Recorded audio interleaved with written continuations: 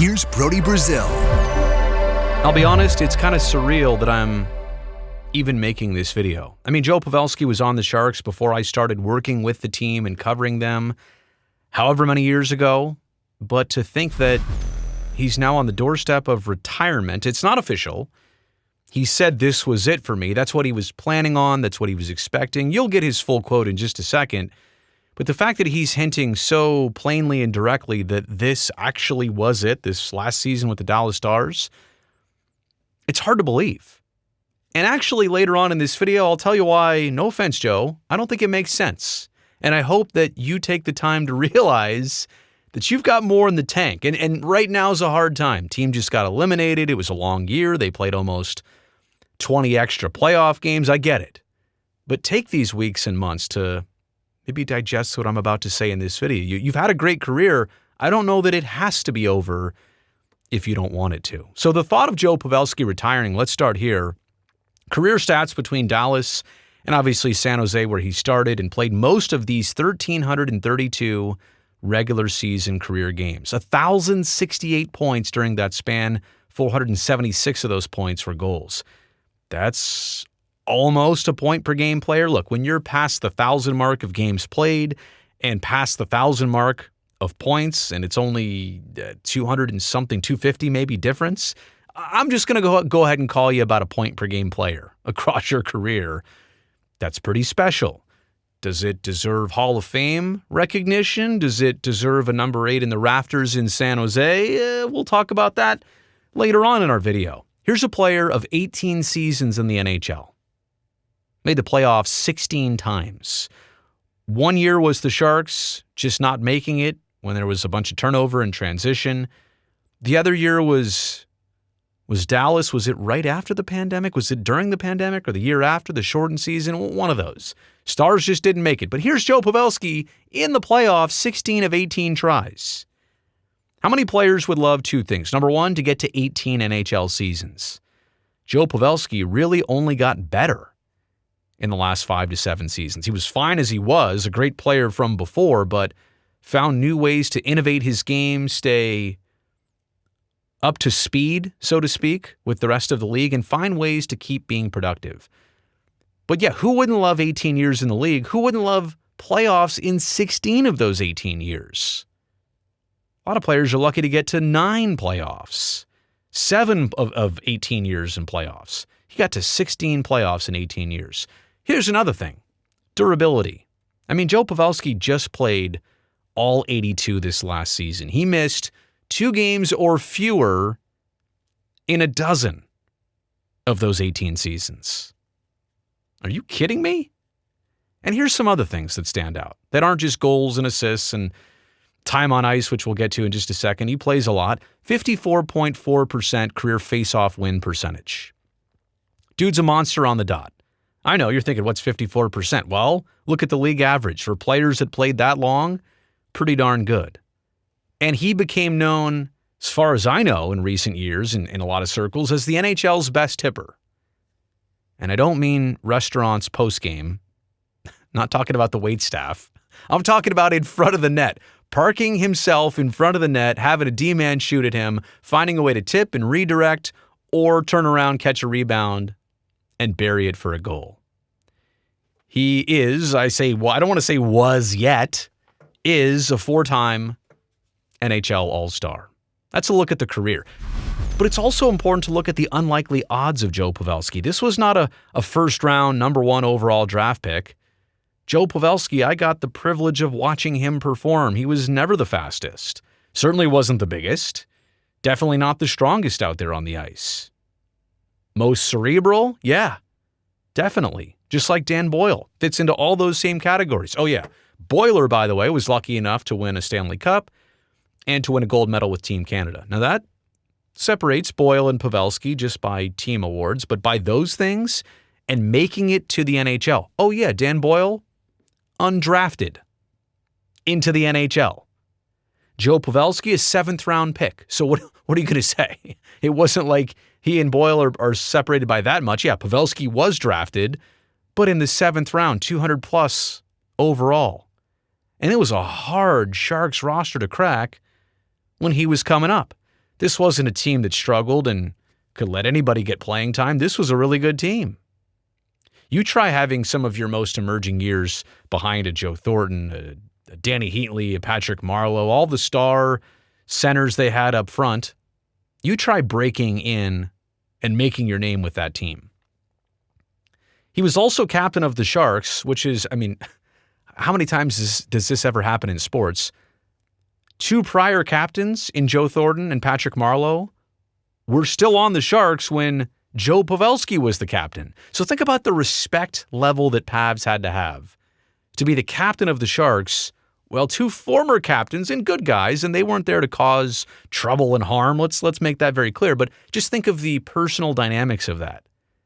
Those 2 players had the captaincy removed to give it to Pavelski. So Pavs had to be such a good captain to gain the respect of those other 2 legends. And let's be honest, instant Hall of Famers. And he did. That's a statement about Joe Pavelski, right? Very clear to me. Oh, now we're getting into the personal recollection portion of this presentation. Remember that game when I scored a goal with Pavs and Jumbo and Bernsey out there?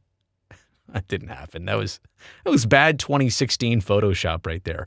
Bottom left, though, on your screen, there's Joe on the team playing. Looks like he's playing some cards with Barclay Goodrow and Jumbo and Erik Karlsson. And again, going to the who he was on the Sharks and that type of respect, he totally earned it. It was Big Joe and Little Joe, right? Look at the 2 shirts of those fans. I think, were they at a Ducks game right there? That screenshot, I feel like that's Anaheim in the background. If I know my NHL Barnes, like, you get your own shirt next to Joe Thornton, you're Little Joe. It's no disrespect. You're not little by any means.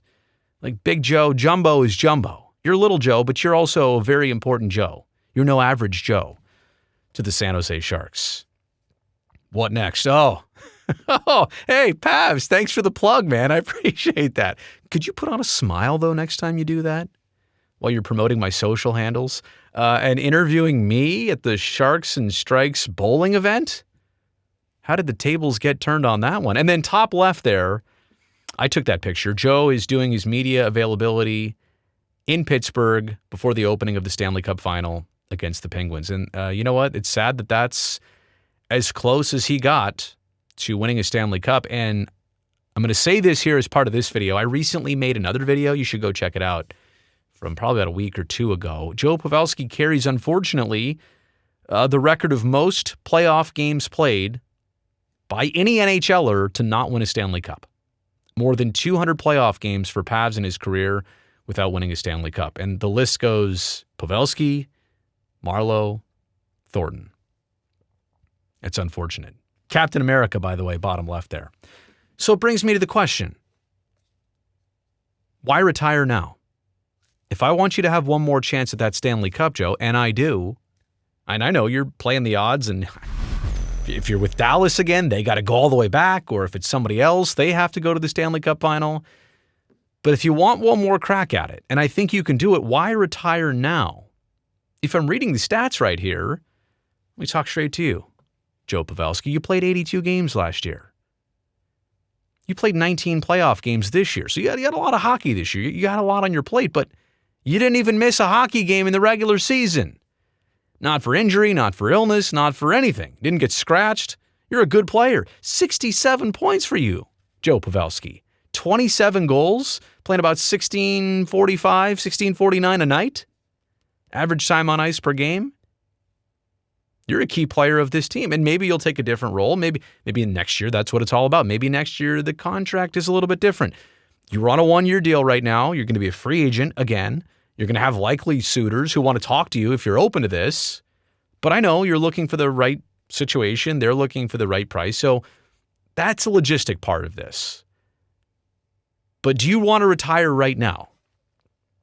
Why retire right now? Some players, if that number up there were 42 games or 52 games or even 62, you had to miss 20 because of an injury that you couldn't get over. You played all 82 games this past season and 19 more in the playoffs.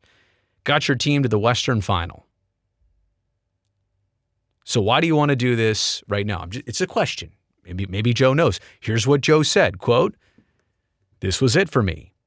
It was known for a while probably. The plan is not to play next year. We're still moving back at some point here, decompressing and figuring all this stuff out and logistics and stuff. I don't want to say this is official. That's an important part of it. But the plan is to not be coming back. There will be more to come on that. Everything is still so raw. Nothing official. There will be more words. I'm going to need a little bit of time to really put it together and figure it out that way. Most likely that was it. And couldn't ask for a better opportunity and a better group of guys to be around, end quote. Okay. So, leaning one way, yes, but also in a volatile and unstable moment. Who am I to be sitting here in my home studio talking Joe Pavelski into playing another year on a YouTube video? But Pavs might see this. I'm just saying, I think it's your call, Joe. I think it's your call. I don't think the stats suggest that you have to do this. And if you feel that way and you're committed to it, then do it. Do what your heart tells you. But also don't do it instantly. Give it some time. How could I not mention the Pavelski Payback? Something I'll always remember among everything else, and being a great personality and leader and funny guy and prankster in the dressing room. April 23rd of 2019, round 1, game 7. Sharks had been trailing this series, 3-1 against the Golden Knights round 1. They're down 3-0 in what seems like the end of their season, 9:13 into the third period. That's when there's a face-off on the right dot. Cody Eakin takes a 5-minute major and a game misconduct for cross-checking Joe Pavelski, who went down on the ice, hit his head all sideways. It was just ugly. Sharks go on that 5-minute major, score 4 goals, take a lead, which ultimately went away by the end of regulation, tied at 4. They win the game 5-4. Barclay Goodrow had the famous, if you're San Jose, infamous goal if you're a Golden Knights fan. So the 5-4 win in overtime, one of the biggest Sharks games in their franchise history, I'll say, just because of the theatrics. Back in April of 2019, they came back in the series, came back in the game, in a time where nobody thought they had a chance. I mean, let's look at the score right there. When Pavs was getting carried off the ice by Jumbo, Evander Kane, and Brent Burns right there. That vote, and look at Joe Thornton's eyes. Stop for a second. Just take the moment. Look at the level of concern on Jumbo's face, which you can only see half of, and how he's holding the towel behind Pavelski's ear. That's love right there.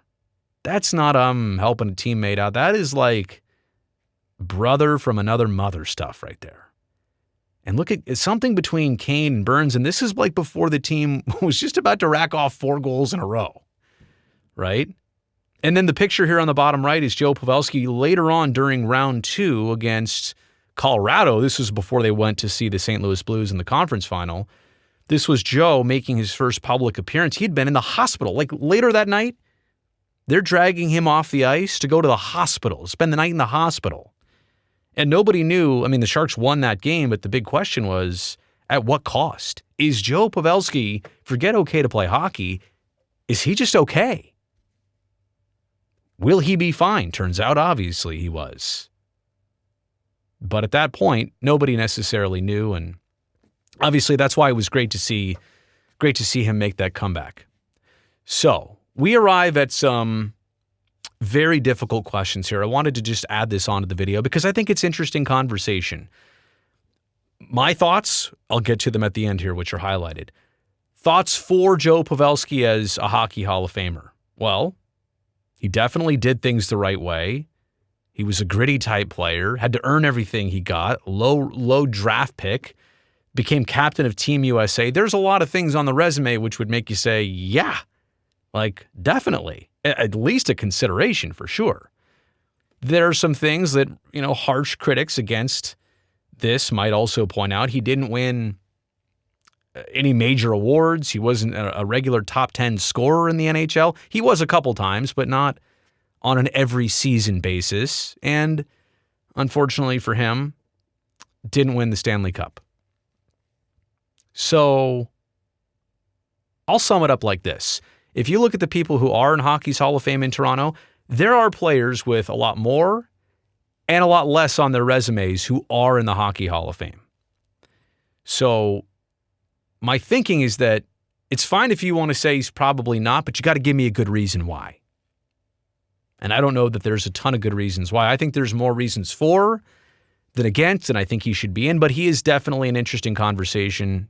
If it were my vote, I think he goes in. And it also then brings another dilemma here, as the Sharks are about to, this upcoming season, put number 19 in the rafters for Joe Thornton. They did that last season for Patrick Marleau in number 12.